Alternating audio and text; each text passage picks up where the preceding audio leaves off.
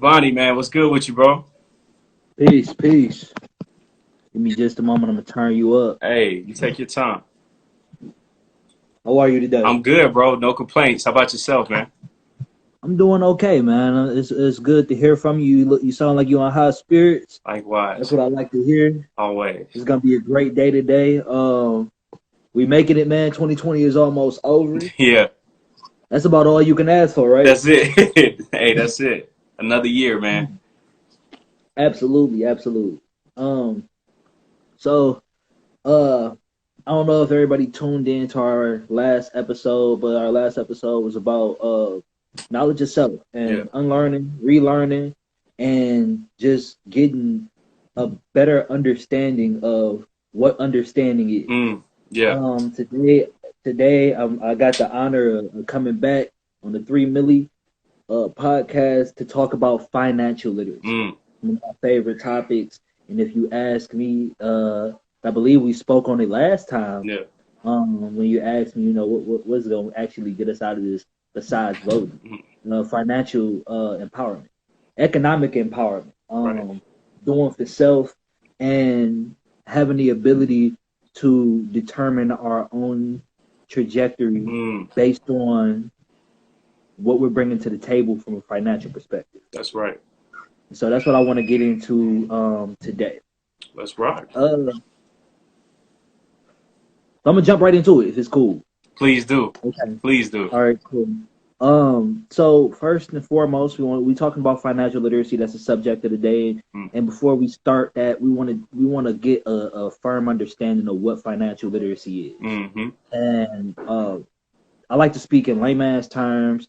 I don't like to use a whole lot of jargon or technical terminology. It just confuses people. People get frustrated and they tend not to want to hear anything you have to say when you're speaking like that. So I like to speak in really simple terms, as I explained on our last episode.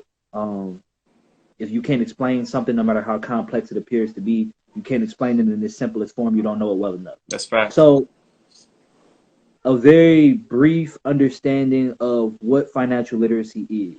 Understanding the basic concepts of economics being the way that money works, and then practicing the operations of private finance management until you're proficient in it. Now let's unpack. What's up? Check your nano room. If it's not in your nano room, I'm not sure. Okay, I'm not sure where it is, baby. You're gonna have to look a little harder. Please excuse me. No, you're good. Father is a 100. Father is a 24-hour job. So, what I mean by private finance management, it sounds complicated, but what it really just means is the way in which you govern your own money. Mm. That means you're going to be taking all of the income that you have and managing it yourself and saying, okay, these dollars are going here. This is where this is going to be spent. This is how this is going to be spent. And it's all you. So that's what I mean by the term private finance management. And what I mean by doing this until you become proficient is you're going to do this until it becomes second nature. Mm. You're not going to have to think about it. It's going to be what biologists call parasympathetic. It's not something you're going to have to consciously do. It's going to be something that you jump into. It's going to be an automatic reflex. Whenever you start thinking or talking about money, whenever you get a dollar, this is what your mindset tells you to do. And that's a great transition into the very first step of financial literacy, and that's mindset. Mindset. I made a post a couple days ago saying that you can't be a millionaire with a $2 mindset. Mm. And a lot of people have that issue where you want to be rich, but you don't have a mindset for that type of power. Mm. And ultimately, no matter how much money you have, you'll always be poor. So let's first and foremost admit that we're poor. Yeah. And the type of poverty in question right now is not of the wallet. It's more of the mind. Mm. The way in which you view money is going to have to change. The way you spend is going to have to change. That's right. All of that is going to have to undergo a series of alterations if you're ever going to be truly wealthy, because it's not about the dollar bill, and we'll get to that soon. Mm. But many of us are focused on the making the acquisition of money as a goal, and that ultimately leads us astray from our path to fulfillment because our goal or our motives are misguided. Hmm. You're Yeah. worried about the wrong thing. Yeah. You know what I'm saying? You're Yeah. worried about money, but money's not the goal. Mm. And you're gonna have to change that way of thinking.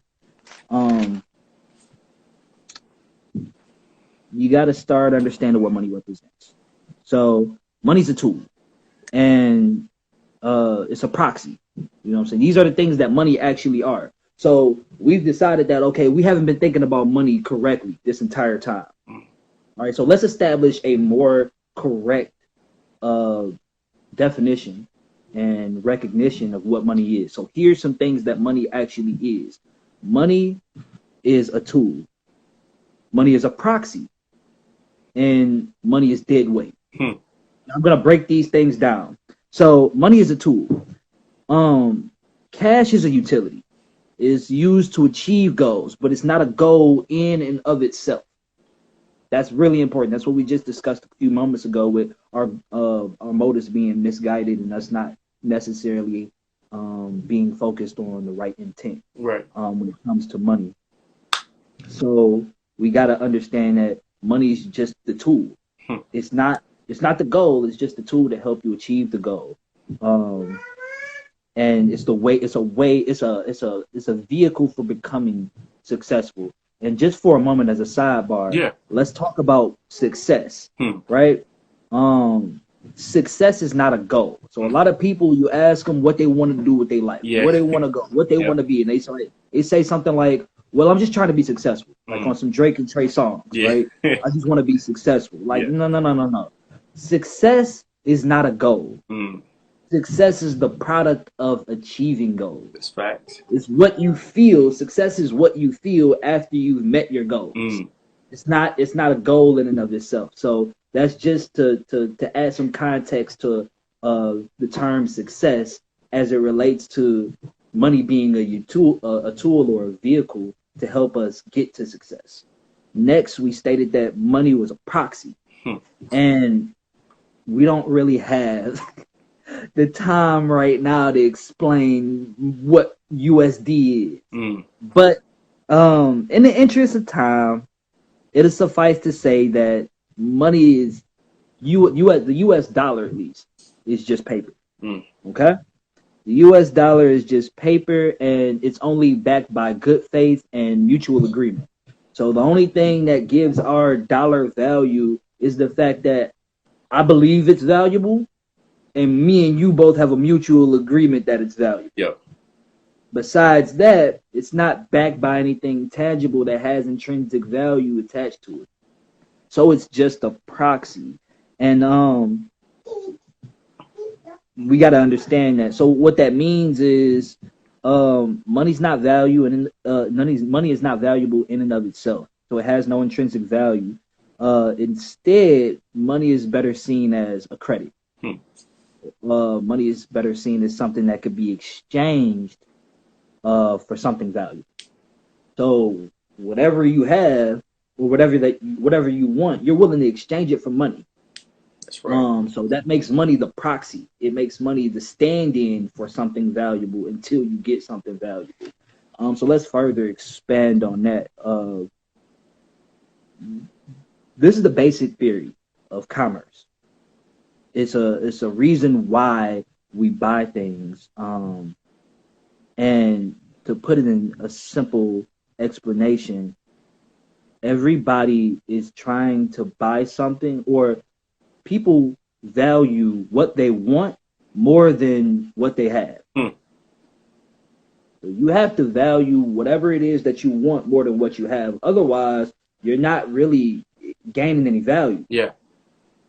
You have to, if you're going and buying a car, that car has to have more value for whatever reason, whether it be simply transportation or you being able to move about freely at your own leisure. Whatever it is, that car has to be more valuable to you than the cash that you're exchanging it for. That's a further explanation to why money is a proxy, or how money is a proxy.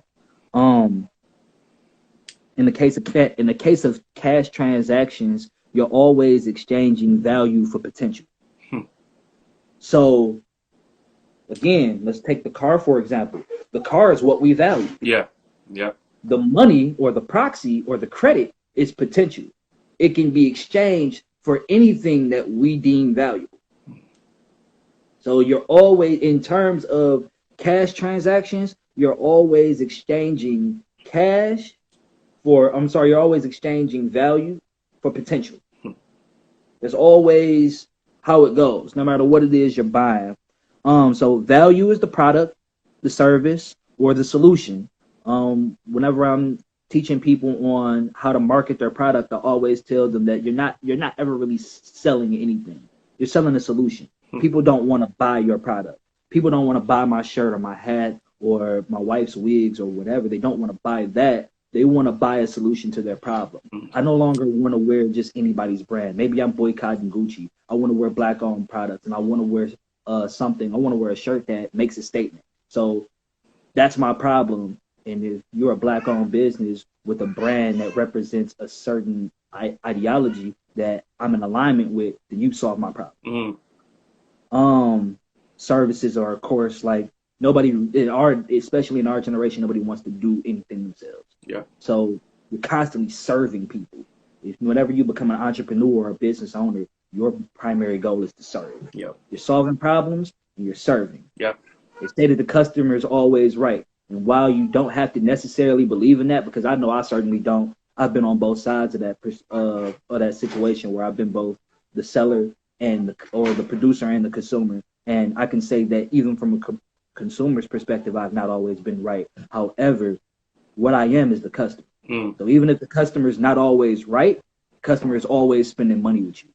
That's right. You need to do what you got to do to keep them satisfied within reason, of course. And finally, solutions. Sometimes you have a service, you have a product. Sometimes you have a product, you have a product and a service. And again, as we stated initially, you want to package it in the form of a solution rather than just you selling a commodity. We talked about potential. The potential is the dollar. It's the credit, the proxy, and remember, the reason that we're identifying it as potential is because you can exchange this for anything that you deem valuable. Yeah. So the last topic that we want to touch on, or the last statement that I made about what money is, as a means of us better understanding or getting a better, more firmer understanding of what money is, as opposed to our former, less clear and concise understanding of money, is that money is dead weight. Simply put, if you don't buy assets, your money's just potential. And potential is okay, but it's only useful if it's manifested in some way. Right. And since the potential we're talking about right now comes in a form of physical currency, it's just dead weight. Yeah. Unless you do something with it, unless you manifest that proxy or credit into something valuable, i.e. an asset, it's just sitting there and it's just dead weight. You have to carry it. That's facts. So we want to make sure that we get a better understanding of money as dead weight, unless it's being used as a vehicle to purchase something valuable. Just as a sidebar again, because let's add some context to the point that I just made, because it could easily be interpreted as me saying that having a savings account or having any form of liquidity is a bad thing, which is not the message that I want to send. Having a savings account and having liquidity in your account in general, or liquidity in general, it has both advantages and disadvantages. So let's go over some of the pros of having a savings account and having liquid cash. And liquidity is just cash, just physical money, coinage, whatever you have of real physical money that you have on hand. Some of the pros that you can experience from having a savings or liquidity is it's a great way to stay accountable. So whenever you have a savings account, and you're dedicating a certain percentage or amount regularly to that savings account where you're constantly contributing to it every time you get paid, it's a great way to exercise financial discipline. It's also a great way. It's also a great way to limit frivolous spending, right? Because if you automatically every time, if it's a habitual activity for you to contribute to the savings account each time that you get money, then frivolous spending is, prolonged because you understand, like, I have to do this first. Another great advantage to having a savings or liquidity is having a savings and a checking is a great way to manage your budget. So even if you're using credit for everything, credit still needs to be paid for with cash. That's facts. Yep. So having a checking account and having a savings account allows you to separate your expenses based on where the money's going. If it's your money, my dad taught me, like, yo, it's not what you get, it's what you keep. That's facts. That's right. You may make $30,000 a year, but if you keep $5,000 a year, you might have done better than the person that made $100,000. That's right. Annually. So it's not what you get, it's what you keep. And if what you keeping is going in the savings account and your monthly expenses or your regular recurring bills are being paid for out of the checking account, this is an excellent way to keep those things separate and monitor them without the confusion of having to go through and itemize it each time you're reviewing your account. Finally, another great reason to have a savings and liquidity is having access to both cash and credit leaves you more prepared to deal with just about anything. There are some instances where you're gonna need cash. There are some instances where credit is gonna leave you with far more leverage. Having access to both gives you a more complete approach to being able to financially deal with anything that comes your way. So some of the cons to having liquidity in savings account, the first and the most bothersome for me at least is that banks benefit more from your savings account than you do. Yep. You got to understand that banks are holding your money. Yep. They have to hold your money because that's how they stay a bank. It's really no other way. I mean, I could go into further detail, but again, we're just giving broad strokes, intro level information. Banks have to stay banks. They have to have a reserve, and the money that you keep in that account, both your checking and your savings, contributes to their reserve. And this is a protection from, say, like another depression, like the one we seen in the 1930s or late 1920s. In order to avoid such occurrences, you have to have a reserve, and your savings and checking account contributes to that as well. This is a great segue into the next con, which is that your money isn't working for you as much as it could. And in some cases, it's not working for you at all if it's just in the savings account. This is not only a point in and of itself, but it also piggybacks on that last point that I made about money, the banks benefiting more off of your money than you do, so long as they're the ones holding it. Because what they're doing with your money is flipping it. Yeah. All right, so they take your $200 you may be saving every month, and they go out and they buy assets. They go out and they buy properties. They go out and they buy commodities, businesses, real estate with your money as leverage. And of course, they're gonna make a profit, and they put that profit back, and you never know nothing happened. You know what I'm saying? So I mean, they put what they used back, which is your money, which they use to leverage in order to buy assets and property, whatnot. And they keep the profit for themselves. So they're utilized. Your money is working more for them than it is for you again, and it's not benefiting you as much as it should. And finally, the third con that comes with having liquidity and a savings account is that cash is king. It is. We're not about to pretend that cash is not king. It is. And it has been for a very, very long time, but the kingdom is shrinking. Our society is transitioning more towards credit, cryptocurrency, and electronic paying being the norm. So it won't. It's not. It's no longer a It's no longer a fictitious ideology to believe that the American dollar, at least as we know it today, would not be what it is in the near future. And that's because cryptocurrency is huge. Yeah. Now, while cryptocurrency, like our USD, is not backed by anything but good faith and a mutual agreement of good faith on the dollar having some sort of value, it's decentralized. It can't be traced. Like, you don't have to worry. It simply can't be traced. You could buy anything from anywhere. Your money can't be traced. So that's a major advantage to cryptocurrency. Electronic payments provide us with all sorts of convenience, right? So we love the convenience of being able to open our Cash App and send money, or being able to open our Zelle and send money, or being able to use PayPal, or and it adds an extra layer of protection for us whenever we're making online transactions. We love using our card. It's better than having to count out $100, even if you have a solid $100 bill. It's just far more convenient for you and safer for you in many instances.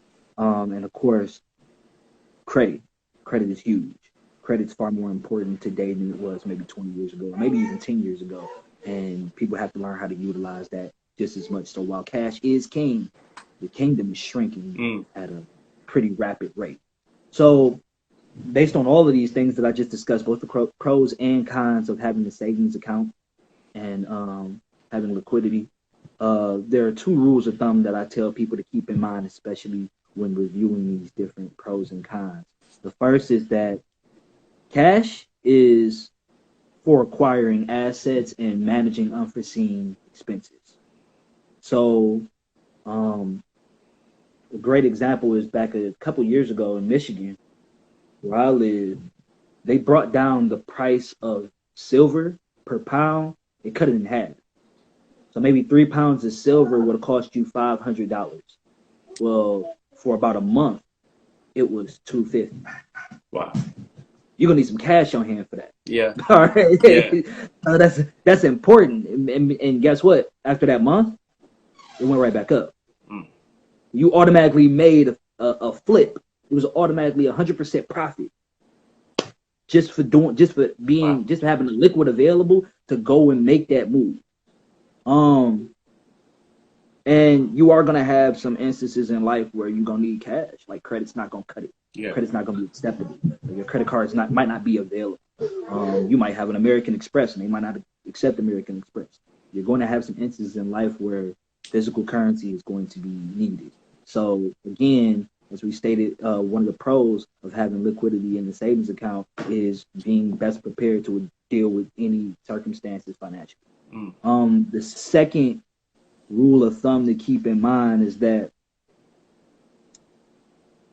a 720 credit score is more valuable than $720. Yes, sir. Yep. You just exposed to more. You just exposed to more opportunities. Yep. You can do far more with a 720 credit score than you can with $720. That's right. $720, again, as we stated earlier, that's a great line of potential, and you can exchange it for anything valuable. But if you really, really want value, man, the 720 credit score is going to take you places that $720 can't. So dollar for dollar, a credit point versus a dollar is incomparable. That's right. Even if you have $10,000 liquid, $10,000 credit, it's going to take you further. That's right. It just will. It's just going to take you further. And you can leverage it different than you can leverage cash. And that's a discussion all on its own that we'll have to get into at another time. But understanding your credit score is the next thing we want to jump into. And you got to understand your credit score. You got to understand your FICO. You can get these things from your bank. A lot of people don't know how to access their credit score. You can get these things from your banker at least once a year. It's usually free. Annually, you go up to wherever you're banking with, whether it be Chase or Bank of America, what have you. You go up there, ask them for a complete credit score or FICO report, and they give you everything. The FICO report digs deep. You know what I'm saying? If you missed a phone bill, yeah, it has it all. It's there. If you missed a phone bill when you was 17, you 32, it's there. Yeah, they know about it.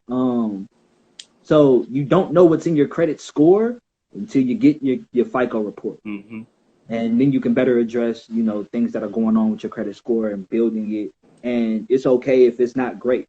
Building a credit score is easy. Yeah. You have to know what's wrong first, though, because building a credit score is super simple. And it's a really great way to gain access to more capital that's not yours, that you can leverage to build wealth for yourself. So I'm gonna stop right there. All right. Did you have any questions on what I covered so far? Yes, bro. So first off, man, thank you for sharing all of that information, bro. Like, you just gave us a free lecture. Most people charge for that. So thank you, man, first off, for that. For real, Giovanni.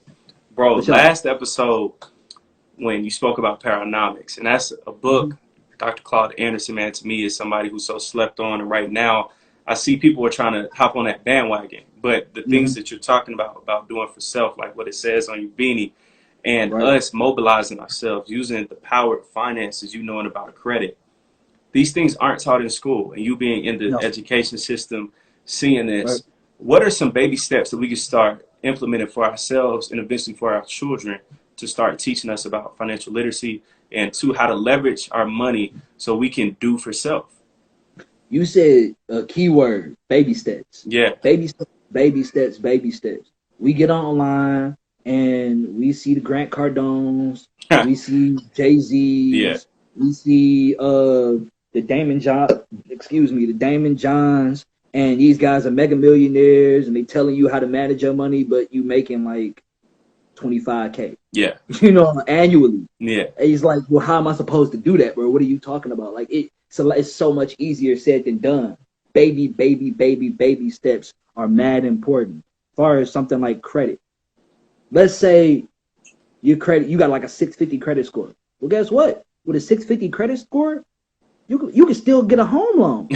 Wow. You won't get the greatest APR rates, but you can still you still have access to home ownership. And with that, you got to understand that home ownership, people's homes in America, that's most citizens' greatest form of wealth. Land. It's all in your house. Yep. Your greatest form of equity is in your crib. So you got a 750 credit score?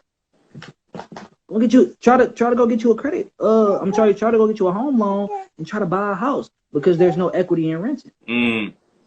And you are paying a mortgage. It might not be your mortgage. Somebody's. But you are paying a mortgage. So regardless, like you might as well, it's time to get on it. But you are gonna have to build your credit, and a lot of people aren't aware of ways in which they could build their credit. Some of the simplest ways are just doing an inquiry and sending in or disputes, right? People don't understand how disputes work. I see a lot of people going into this like credit repair thing, and I'm not trying to start nothing with the credit repair guys, but no such thing. Like, they're doing for you what you could be doing for yourself. That's a service, but you could do a lot of that yourself because all they're doing is sending in disputes, sending in letters saying, hey, we need you to verify that this debt is actually this person. We need you to verify that all the information is correct, because based on the Fair Credit Act that was passed, if any information on your credit score is incorrect, well, they have to remove that.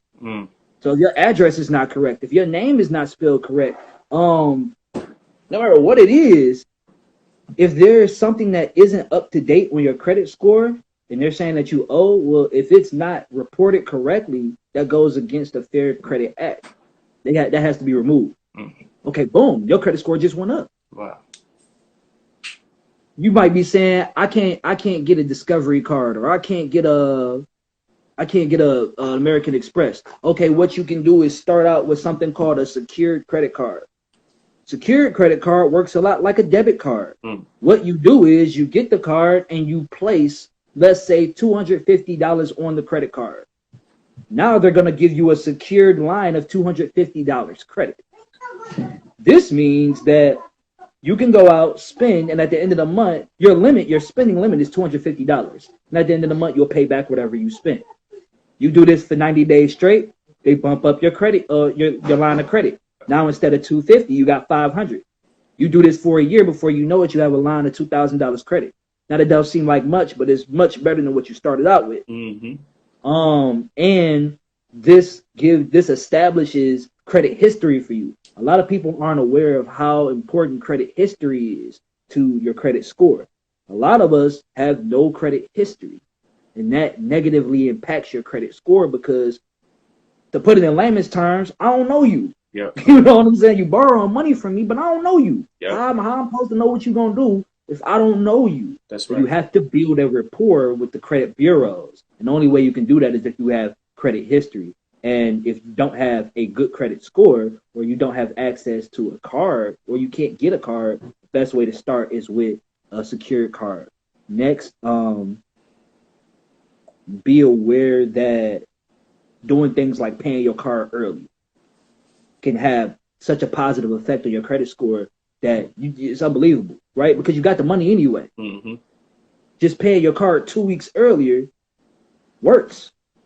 They look at that as a positive report. So doing these things can help build your credit. Next, for financial literacy, the final thing that I want to say about financial literacy is once you have built up and established your credit and locked it in at a certain amount, start building credit for your kids. Put your kids on your credit cards as authorized users. And it sounds silly because a lot of people are like, well, they can't use it. It don't make sense. That's not what it's about. Yeah. You thinking ahead, bro. It's time to be proactive. We're not thinking retroactively. We're not looking at things from hindsight. That's old. We're not just reacting to whatever happens to us in life anymore. What we're doing now is thinking proactively. And we started from zero. Our kids can't start from 0 too. That means that there was no progress. So add your kid after you've established and locked in your credit score at a reasonable number. Add your kids as an authorized user on your credit card, and everything that's happening with your credit score is also put on their name as well. Yep.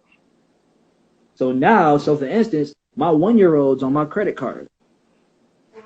That means that it may not seem like much now, but assuming that I lock my credit score in at the rate that it's at right now, 17 years from now, when she goes to apply for her first home loan, when she goes to apply for her first car loan, she has 17 years straight of good credit. She's not starting from zero no more. Now she can get the best APR rate. Now she can get the best interest rates. Now she can get a greater line of credit when she opens that card or opens that account because dad took care of that 17 years in advance.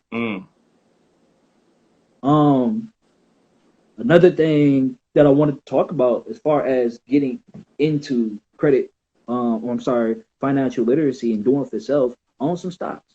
Straight up. You shouldn't be buying these if you don't own Nike stock. Yeah. You shouldn't be buying Nike shoes if you don't own Nike stock. And if you got the money for Nike shoes, you got the money for Nike stock. Yep. Average pair of Jordans right now is around $250. Average price of Nike, which owns Jordan brand, about $120. So the stock is cheaper than the sneaker that you buy. Yes, sir. Wow. Absolutely. So you shouldn't be buying Nike if you don't own stock. And that goes for pretty much any business because you shouldn't just be doling out cash and not getting anything in return. Equity is the name of the game.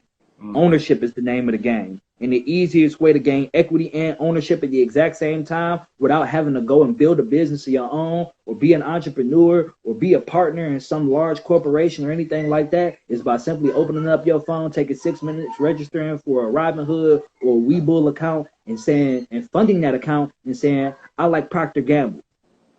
I'm going to invest in that. I like Johnson & Johnson. I'm going to invest in that. I got an Xbox. I'm going to invest in Windows. I'm going to invest in Microsoft.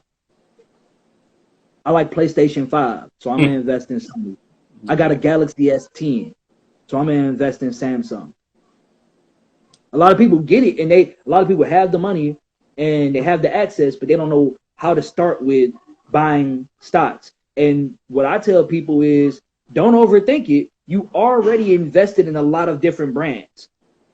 You already have an iPhone. Yep. You already have a MacBook. Yep. You already have an iPhone. AirPods. It sounds like you should be investing in Apple. Yeah. That's just, you already investing in it. So invest in the brands that you already had, that you're already supporting. These are baby steps. Like, you ain't gotta be a tycoon. Yeah. You ain't gotta be a railroad baron. Yeah. You can do this with the look. Like, if you making $10 an hour, you can take $5 a month and go and save that up and buy a share of Twitter. Save that up and buy a share of Facebook. They even have something called fractional stocks, which you can use with things like Acorn, things like Stash, where you could buy $1 worth of fractional stocks. Like, let's say you don't have that $5. Let's say you making minimum wage and you barely getting by. There still is no excuse. You have 4 quarters. You have 4 quarters that you could set aside and invest in what you really want. So right now, Apple's around $100 and some change. You ain't got $100, but you do have 4 quarters. So you take your Acorn account, you put $1 in it, and you put that $1 towards Apple stock. Ownership, just that simple. Simple. Ownership, just like that. Let's say you ain't responsible enough yet to put that 4 quarters aside. Something like Acorn has a feature called Keep the Change. Every time you spend with your debit card, the change gets rounded up and sent to your Acorn account, and now you can put that money towards a stock. Yeah. No excuses. I was just about to say the same thing. It's no excuses at all. The only thing is, people don't know what they don't know. Yeah. So those are some of the baby steps that you can take. Great question. So 2 questions, actually, Jacob. Great question. 4 Chambers, follow them, please.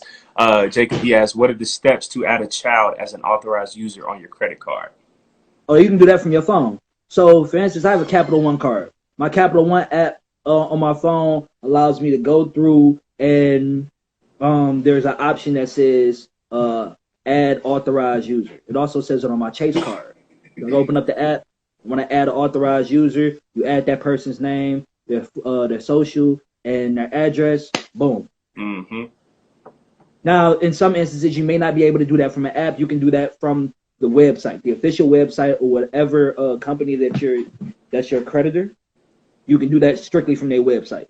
Nothing fancy. You ain't got to know nobody who know nobody. You don't have to hop on the phone with nobody, but you can if you like. You could call the creditor and say, hey, I would like to add an authorized user to my credit card or to my line of credit, and they go ask for the information so long as you have first, last name, social security number, and address. That person's added to your credit score. And for any of y'all who really out here getting it on the credit tip, if you got an 800 credit score, 750 credit score, 765, 720, you trying to make some money, this is what you do. This is some free game. I hope y'all got y'all pens out.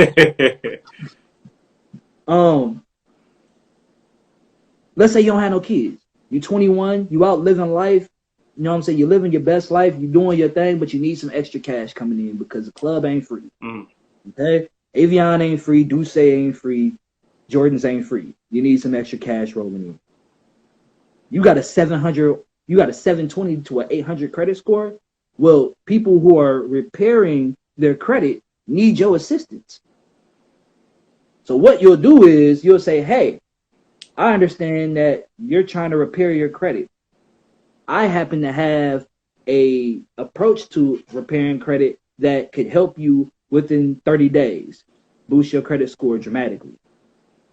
What you'll do is charge that person monthly, maybe $50, maybe $200. I've seen people charge up to $1,000 a month to add people on as authorized users to the credit card. Now, they don't have to have physical access, because I can understand that that's a worry for people right away when I say that. They don't have access to the card. Their name is just their authorized user on the card. They're not using the card. They're just an authorized user on the card. And so long as your credit score stays the way it is, their credit score is bumped up. So you're helping them, and they're going to pay you monthly for that help. Yeah. That's just a little bit of free game if you're trying to get some extra cash out here. It's like mind blown. I know. Hey, Giovanni out here, man. My God. Bro, Giovanni, man, everything that you're telling us right now, again, just like last episode, this is knowledge that has a price on it. And you were kind enough to tell us all this, man, for free.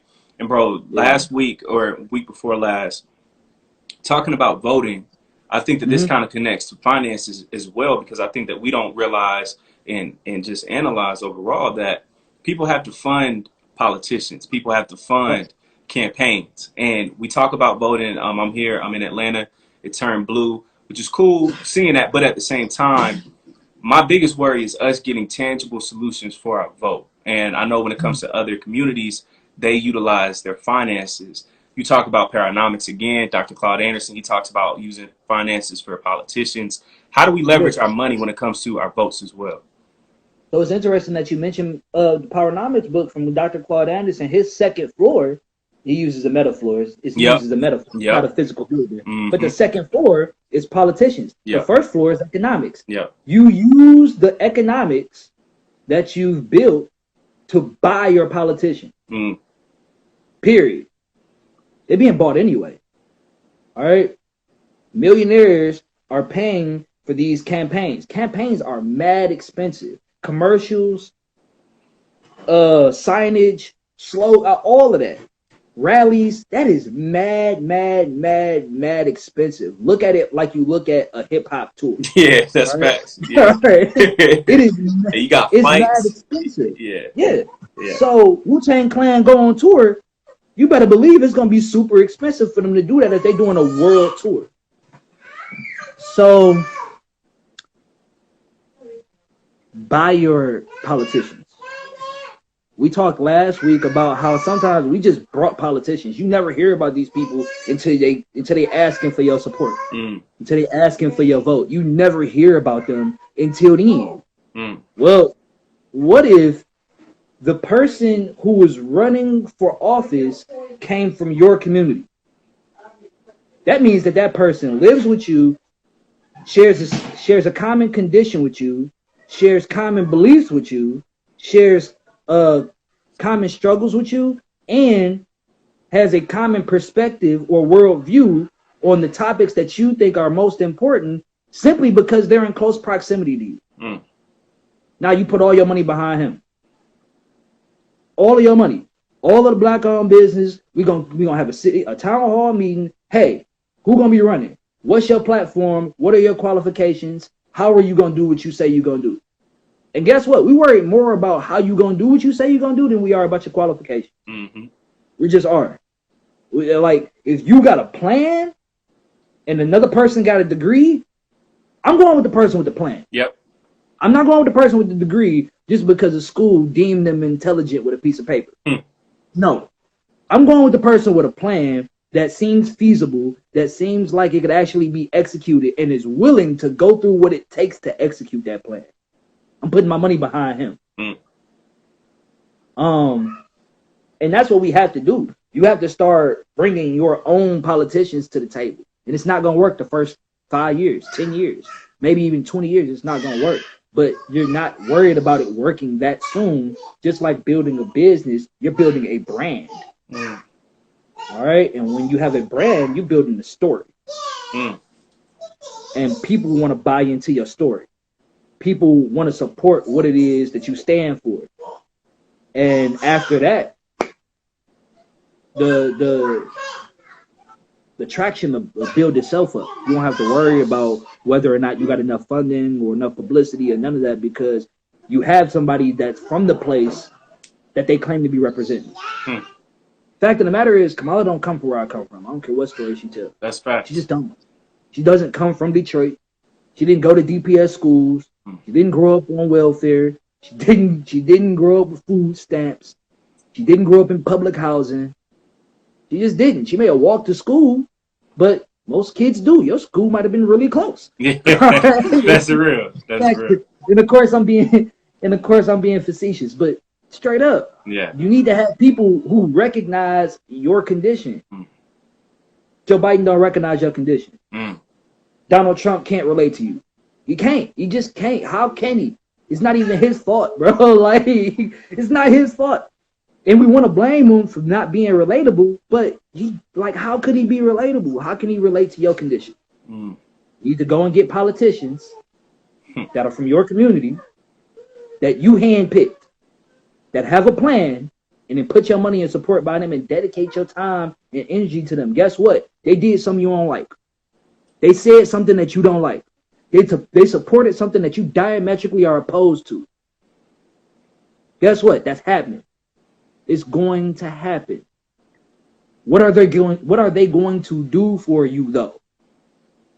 Because a lot of times in our community, we have leaders, we deify these leaders. That's the right. moment that they do something that we disagree with, we cancel them, we blast them, we turn our backs on them, we start acting fun, we start reneging. You know what I mean?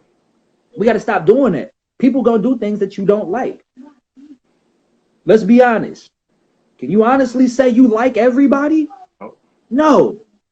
So you shouldn't be worried about being likable all the time and being agreeable all the time. You're going to have some disagreements. How well will you work through your disagreements? What's the compromise? What do the negotiations look like? Are we both benefiting? We both going to take an L, but are we both benefiting in the end? We start looking at politics like that, we're going to be straight. So long as we worried about whether or not they black, or whether or not they talk good, or whether or not they like everybody, or they going to like certain stuff, dog. Certain platforms, I have to just shake my head at. Like, fam, they say things that just sound good. Like, no more school debt. Like, that sounds fantastic. That's a dream come true, but it is a dream. These people not about to just be like, oh, you know what? I got explained that pretty well. We're just gonna clear everybody's debt. Like, no. Sally Mae want her bread. Period. Net want their bread. That's a business. It is. They don't care, bro. That's a business. So, don't just fall for pretty words. Don't just fall for a big button smile. It could be poison. That's good stuff, bro. And Giovanni too, man. I think that segues to another element of that building where Dr. Anderson, he talks about media, and I think that that's one of our most overlooked. And seeing your reaction is actually perfect, because I think that that's one of the most overlooked aspects of our community. And even with this podcast, that's why I put so much into it, and that's why I went to school for media, and I take journalism so important, because that's something that we can share knowledge instantly in the split of a second. And when I see most of our black platforms, either our video quality is not up to par, our professionalism sometimes is not up to par, but we provide that professionalism and creativity for the CBS's or the Complex News or the Vice News, but we don't apply that same energy into our own stuff. And we don't. Man. So, bro, how do we weaponize and utilize the power of media? Because we make this thing go, but sometimes we'll put our best talent inside of those white media companies. The best way to address that issue: stop watching Vlad. Yeah. Stop watching CBS. Stop watching Fox. Stop watching CNN. Stop. And I get it. There is a certain angle that many of our best, most articulate scholars have taken to media on these large platforms that are predominantly white run. And that's that you gonna fake it till you make it, or you gotta get your name out there. You know what I'm saying? So somebody like Van Jones, very brilliant person. Love Van Jones, but listen, that crying, huh? We kill. You know what I mean? So it's one of those things where you have to be prepared to maybe not reach as many people as you'd like to all at once. But dog, stop watching Vlad. Before he exploiting your news, bringing you what he feel is most important and pushing a certain narrative. And just like with gangster rap, right? Some people are blasting Vlad for promoting ratchetness, so to speak, for lack of a better term. But there's an audience for that. There's somebody consuming that, otherwise he wouldn't produce it. All right? People, they're like chocolate covered roaches. There's an audience for that, otherwise people wouldn't produce it. Right. You might not like it personally, but you're not a part of the target audience. So you're irrelevant anyway. So something like Fox News, there's an audience for that. No matter how bigoted or obtuse or biased you may view it to be, there's an audience that's coming for that sort of message. And the sort of message that they're delivering, which is not exclusive to Fox, not exclusive to CNN or CBS or MSNBC, is that your image is going to be depicted a certain way and is going to come alongside a particular narrative that didn't even come from you. It came from somebody who was looking at you from the sidelines like, this is what I think is going on. And they're not going to approach you. That's why I didn't watch the debates. And I caught a lot of flack for that too. But I didn't watch the debates, and pardon my my verbiage, but I didn't want to watch two old white wealthy dudes argue over my problems without me being involved in the conversation. Wow. That bothered me. Wow. Y'all gonna talk about what's happening in my life and what y'all think the solution is, what y'all think the problem is, and what you think the solution is, and I'm not gonna be involved at all, even though whatever decisions are being made impact me and my life directly. That bothers me. So media is huge. It's huge. I mean, we gotta start taking hold and control over what sorts of stories are going out, right? Where they're being released. Period. Like, because if you not, somebody else is, and they don't look like you, they not from where you from. Yeah. They don't look like you. They decide what stories to tell and how to tell those stories. That's facts.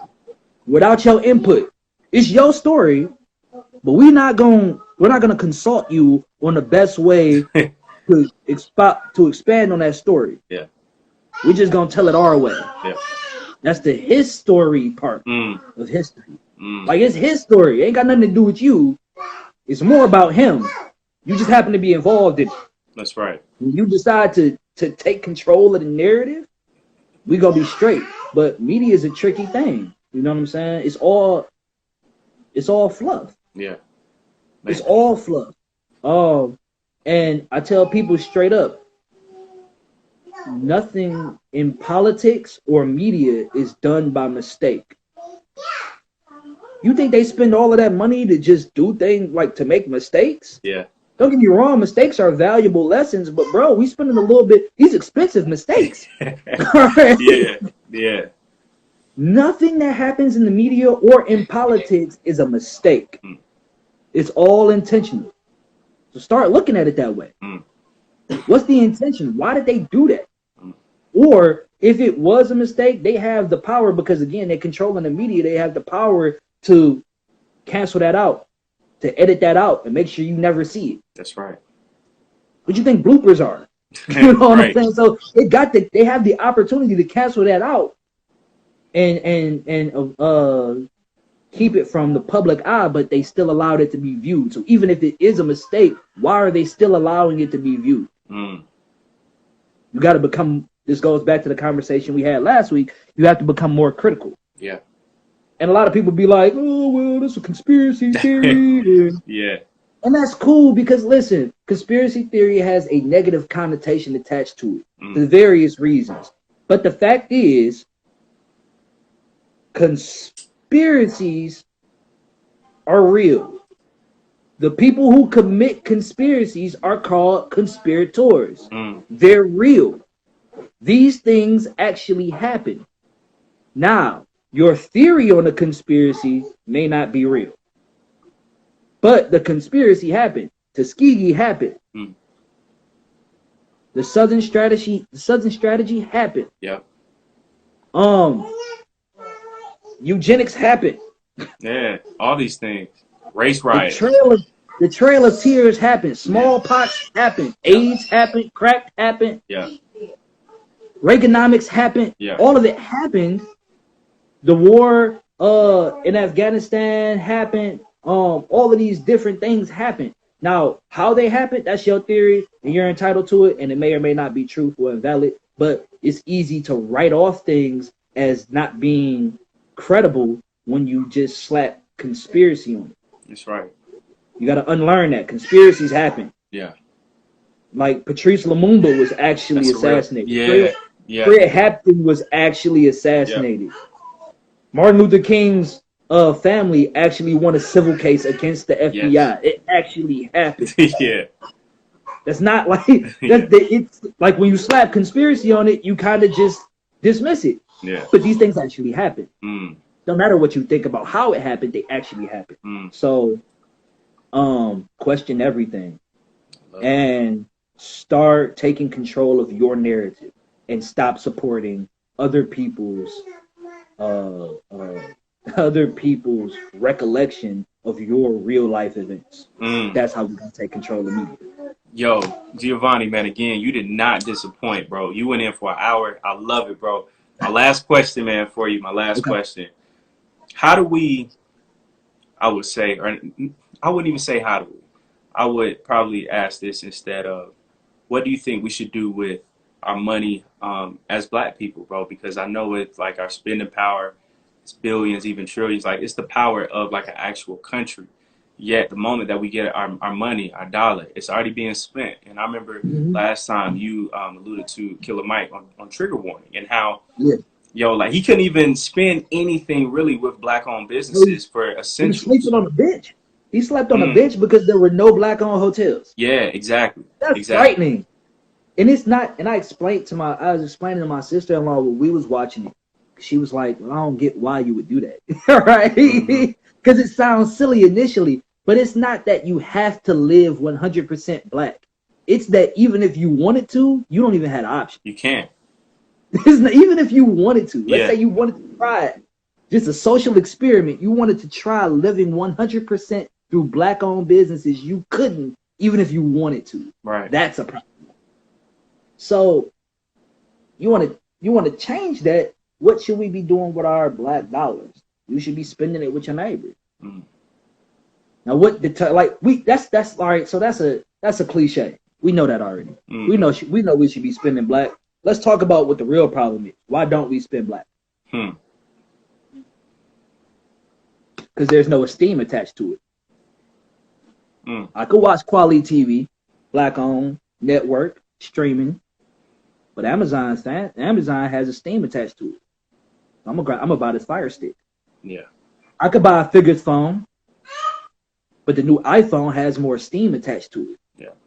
There's more social credit worthiness if I have an iPhone than it is if I have a figured phone, because nobody knows what a figured phone is, even though it's the only 100% Black-owned smartphone device.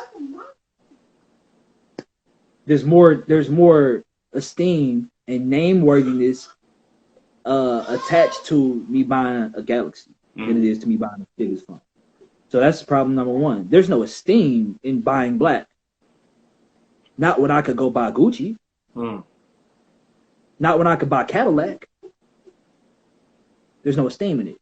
Next, as a small Black business owner, I created this shirt. I created this hat. These are my creations. These are my products. And that's all I do.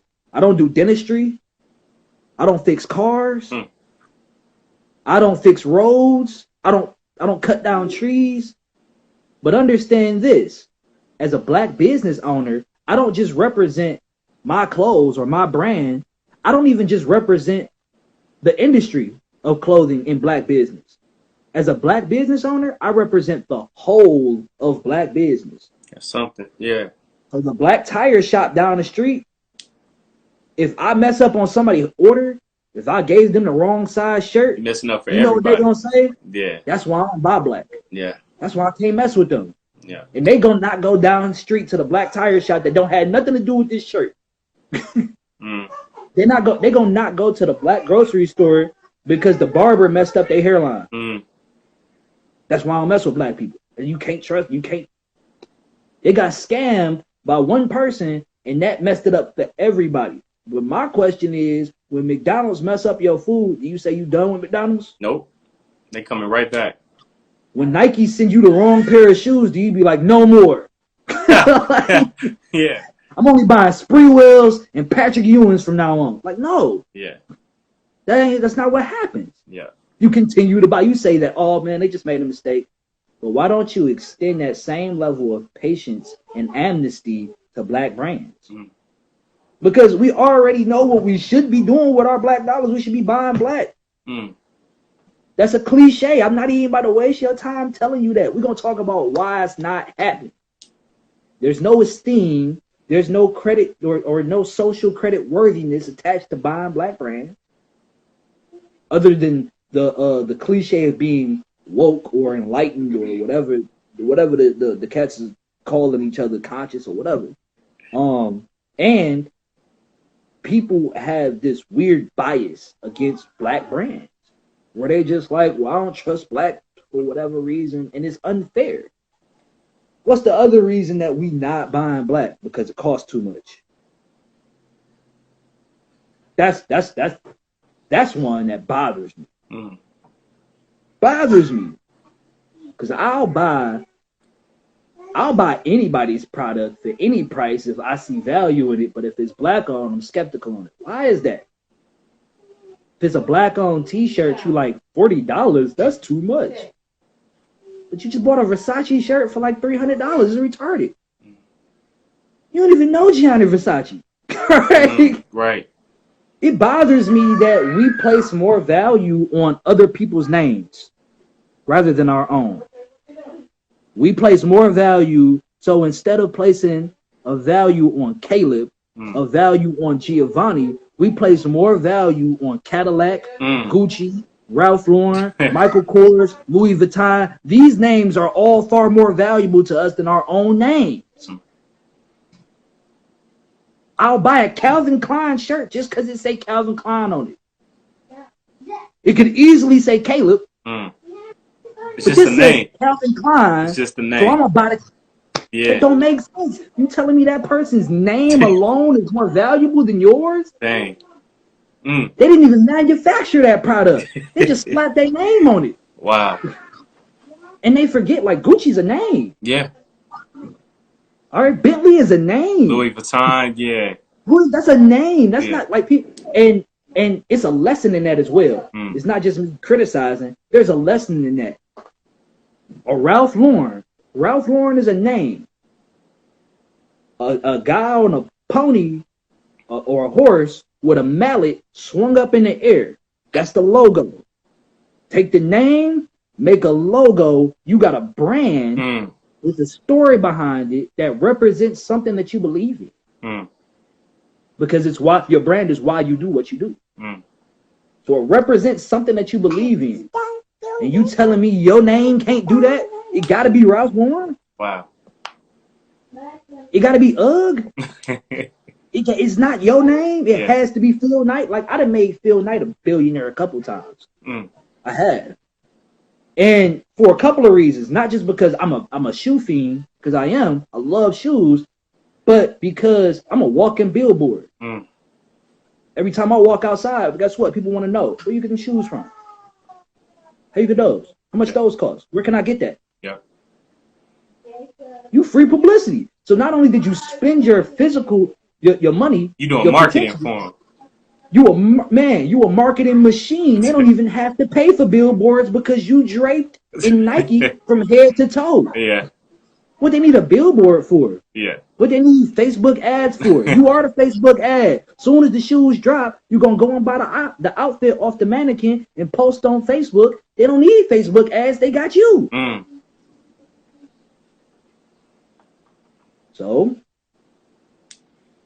we're not about to pretend like we don't know what's happening. Like, you know what you should be doing with your black dollars. You should be spending them with that black barber. And that might cost you more than if you go to Supercuts. Get a trash cut. It might cost you more. Yeah. But what's the value? Because it's more than just a haircut at that point. I practice nepotism. A lot of people get bothered by that. I practice nepotism. Some people call it favoritism. I practice it, right? Yeah. Reason being is because it makes more sense financially and socially and communally for me to support somebody who lives in my neighborhood and shares a common existence and experience with me. It works better on all levels. On all levels of Claud Anderson's building, it works better economically. It works better politically. It works better media-wise. It works better academically.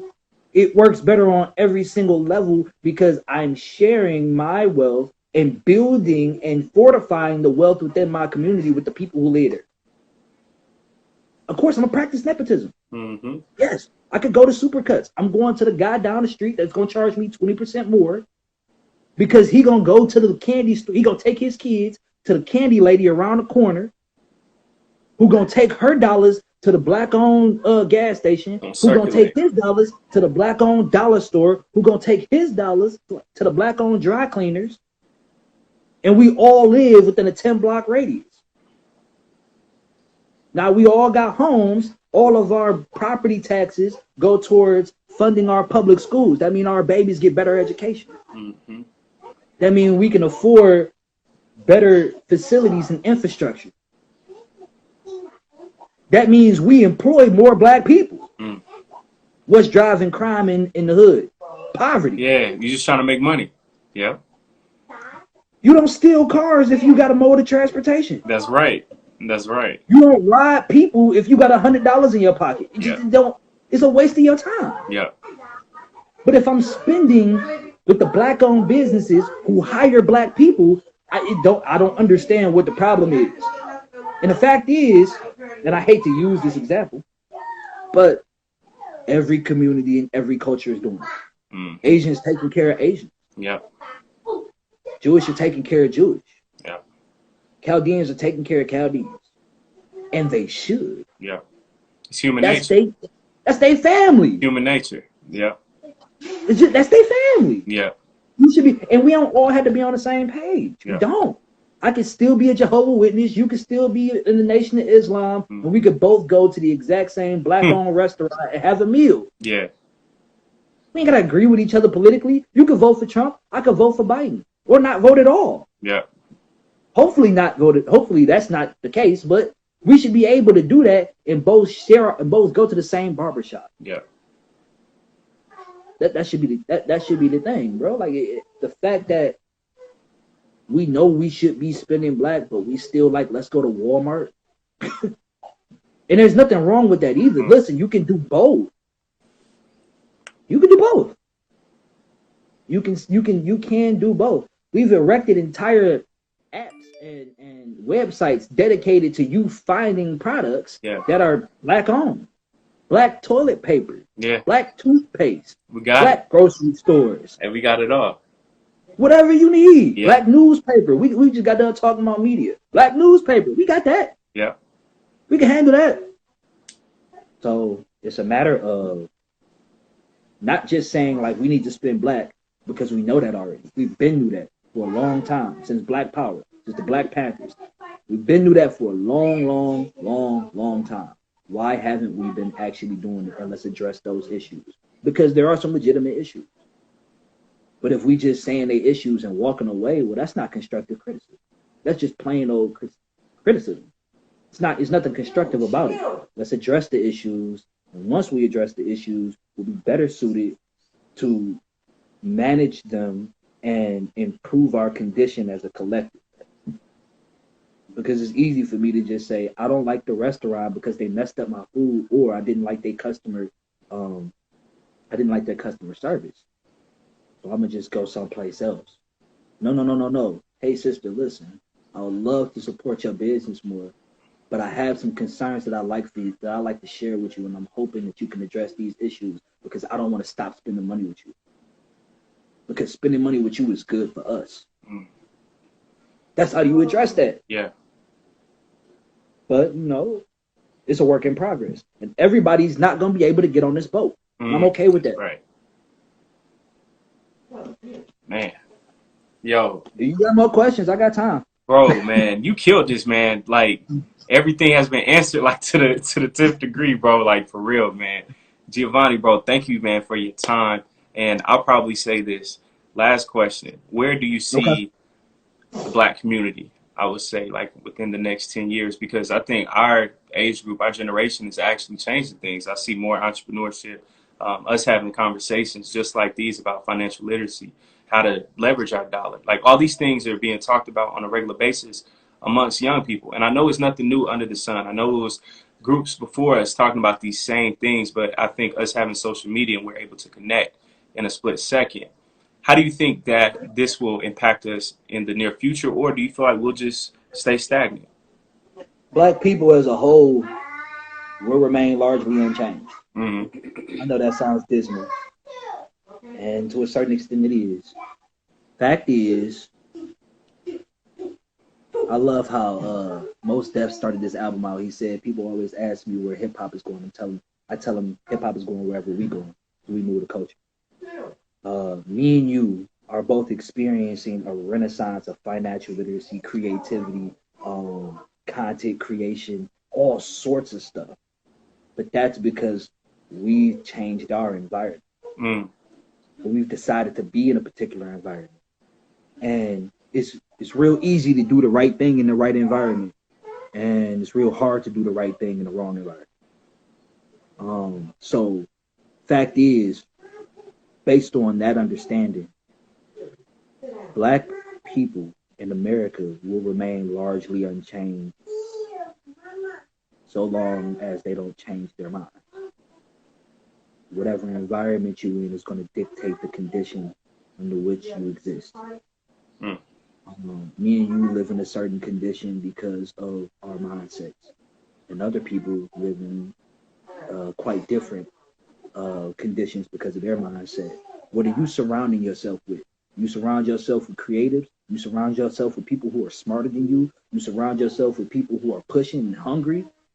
You can't lose. It's not possible. You got to fail yourself. And the same works in the vice versa sense. So Black people are going to be wherever their mindset and their environment places them. And that tells me that things are not going to change that much. On a wide scale, things probably won't change that much. Because for me and you, the change is already occurring. Yeah. Change is right now, but for somebody, they doing the same thing that their daddy did, that their granddaddy did, that their great granddaddy did, and they training their kids to do the same, to follow in that same tradition. Wow. Traditionalism can be dangerous. Yeah. There's some advantages to it, but it can be dangerous. It could be especially harmful to a person's progress and evolution. And evolution is needed. But what provides us with the opportunity to embrace evolution is our mindset. And so wherever you're going to be 10 years from now, 20 years from now, 50 years from now, it's going to be based on your environment and based on your mindset. And these two things are things you have 100% control over. Because you have control over you.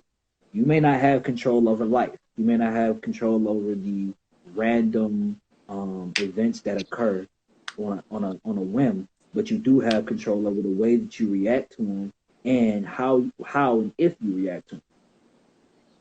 And because of your participation in the event, no matter how random it is, you'll always be able to alter the conclusion because of your participation. Wow. Man, it's got Giovanni, bro. You are no joke, man. Hey, I appreciate all the free game, bro. And, man, I'm telling you, anytime, man, hit me up. We can always go on live, get this content in, man. Thank you for all the knowledge, bro, that you shared. Seriously, man. Thank you. Thank you for your time. So we did knowledge itself first. We did financial literacy this time. Yeah. Next time we meet up, I want to do business and business building. Hey, we got to do monetizing. Before I leave, dude, we got to understand that monetizing everything in our life is vital. Everything in your life should be monetized. The ordinary millionaire has at least 7 streams of income. That means that they got seven ways to make money at least. At least 7 ways to make money. And ain't none of them got to do with actually having a job. They got 7 ways to make money. Listen, Caleb teaching you a lesson right now. You're taking an Instagram live feed, you're about to break it down, take the audio, put it on a podcast platform, put it on YouTube. Now you got 3 streams of income coming. Yeah. Because people going to want to know where Caleb is and what Caleb is doing and want to be a part of this podcast movement. Yeah. people are going to want to listen to the podcast. When people listen to podcasts, you get an audience. Where there's an audience, there are ads. Where there are ads, there's people who want to pay. Yep. My boy breaking it down. Hey, you breaking it down. There is no excuse. Every single aspect of your life is going to be monetized. I will guarantee. Yeah. All right. Hey, you already got me excited for it, bro. Hey, when you're free, hit me up, man. I'm telling you, because Giovanni, that's actually perfect timing, because I'm about to start working on my ebook on podcasts, and I'm about to break down everything that you just said on how to monetize it, save your lives, break them down, post it on YouTube, podcast platforms, how to get ads, all that. So the fact that you said that is actually perfect timing. So next time that we go live, we'll be talking about that stuff, y'all, but it will be in the ebook format. So Giovanni, man, get your notes, write all that stuff down, you know, that you want to talk about, share it with me, bro. So next time that we do go live, we'll be suited and booted, man. I got you. No problem. Caleb, it's been an honor speaking with you. Thank you for sharing this platform with me and giving me the opportunity to extol on some of this knowledge, man. I really appreciate it, and I can't wait to talk to you again. Always, King. I got you. And tonight, part 1 and part 2, it will be dropping. So I'll send it to you, all right? All right, peace. Yes, sir.